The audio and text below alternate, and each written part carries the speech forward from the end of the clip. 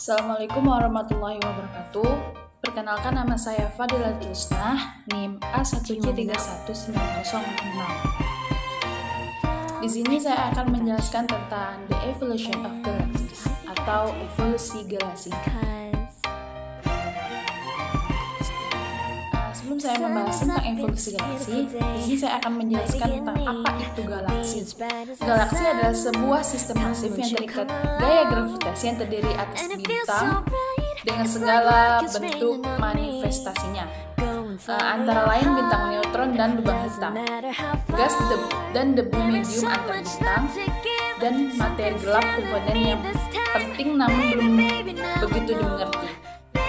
Kata galaksi berasal dari kata Yunani galaxies yang artinya seperti susu, yang merujuk pada bahasa Inggris yaitu Milky Way atau jalan susu.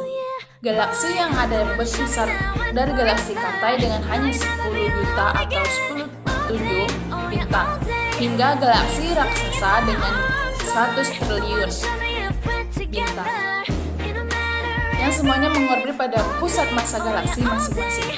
Matahari adalah salah satu bintang dalam galaksi Bima Sakti, tata surya termasuk bumi dan semua benda yang mengelilingi matahari. Tiap galaksi memiliki jumlah sistem bintang dan gugus bintang yang beragam. Demikian juga jenis awan antar bintangnya. Di antara galaksi-galaksi ini tersebut media antar bintang berupa gas, debu, dan sinar kosmis.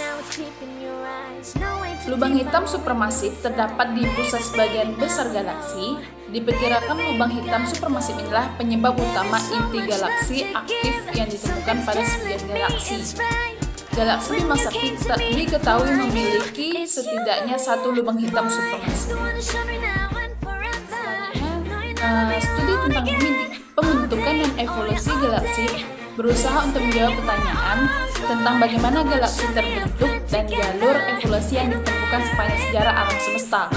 Beberapa teori di bidang ini telah dapat diterima secara luas, tetapi bidang ini masih merupakan bidang yang aktif berkembang dalam astrofisika. Selanjutnya yaitu pembentukannya. Model kosmologi yang ada saat ini mengenai alam semesta awal berdasarkan pada teori dentuman besar. Sekitar 300.000 tahun yang lalu, peristiwa dentuman besar, atom-atom hidrogen dan helium mulai terbentuk. Dan sebuah peristiwa yang disebut dengan rekombinasi. Hampir semua hidrogen adalah netral, tidak terionisasi, dan dengan mudah menyerap cahaya, serta belum ada bintang yang terbentuk. Akibatnya, periode ini disebut dengan zaman kegelapan.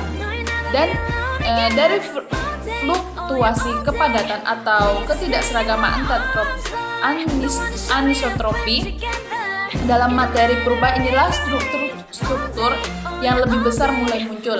Hasilnya, massa materi barionik mulai memadat dalam cincin cahaya matahari gelap dingin. Bukti kemunculan awal galaksi ditemukan pada tahun 2006 ketika diketahui bahwa galaksi Iok 1 memiliki geseran merah yang biasa tinggi sebesar 6,96, setara dengan jangka waktu hanya 750 juta tahun setelah dentuman besar. Hal ini menjadikan sebagai galaksi terjauh dan paling purba yang pernah dilihat.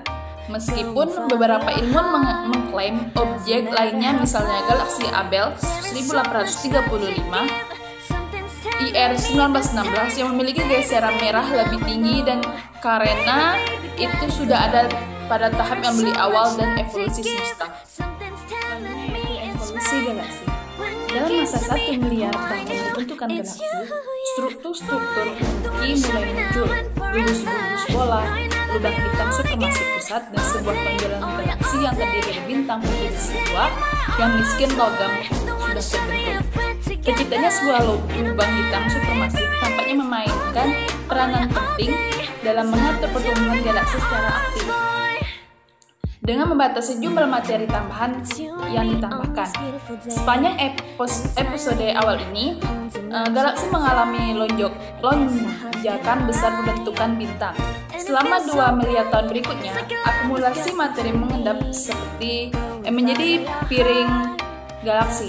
Sepanjang hidupnya, sebuah galaksi akan terus menyerap materi yang tertarik dari awan kecepatan tinggi dan galaksi Katai. Materi tersebut kebanyakan adalah hidrogen dan helium. Siklus kelahiran dan kematian bintang perlahan-lahan meningkat kelimpahan unsur-unsur berikut yang akhirnya memungkinkan pembentukan planet. Evolusi galaksi dapat secara disignifikasikan dipengaruhi oleh interaksi dan tabrakan. Penggabungan galaksi merupakan hal-hal yang biasa terjadi selama episode awal. Dan kebanyakan galaksi dalam masa ini memiliki bentuk yang aneh. Mengingat jarak antara bintang-bintang yang jauh, sebagian besar sistem bintang pada galaksi bertabrakan tidak akan berpengaruh. Namun, peluncuran gravitasional yang dialami gas dan debu antar bintang pada lengan spiral galaksi akan menghasilkan deretan panjang bintang-bintang yang dikenal sebagai ekor pedal. Contohnya, formasi ini dapat dilihat pada NGC 4676 atau galaksi antena. Sebagai contoh, untuk interaksi yang demikian adalah galaksi Bima Sakti dan galaksi Andromeda di dekatnya. Keduanya saling bergerak menuju satu sama lain kecepatan kira-kira 130 km per sekon dan tergantung pada pergerakan penyisihannya. Keduanya dapat bertabrakan dalam waktu sekitar 5-6 juta tahun. Meskipun Bima Sakti tidak pernah bertabrakan dengan galaksi sebesar Andromeda sebelumnya, bukti akan tabrakan Bima Sakti dengan galaksi Katai yang lebih kecil pada masa semakin banyak. Interaksi skala besar semacam itu jarang terjadi. Seiring dengan berjalannya waktu, penggabungan dari dua sistem yang berurutan sama menjadi semakin jarang terjadi. Kebanyakan galaksi terang secara fundamental tetap tidak berubah selama beberapa miliar tanpa berakhir. Dan laju beraksi berbentuk bintang mungkin mencapai puncaknya juga pada kira-kira 10 tahun yang lalu. Oke, itulah yang dapat saya sampaikan dari The Evolution of Galaxies. Sekian dan terima kasih. Wassalamualaikum warahmatullahi wabarakatuh.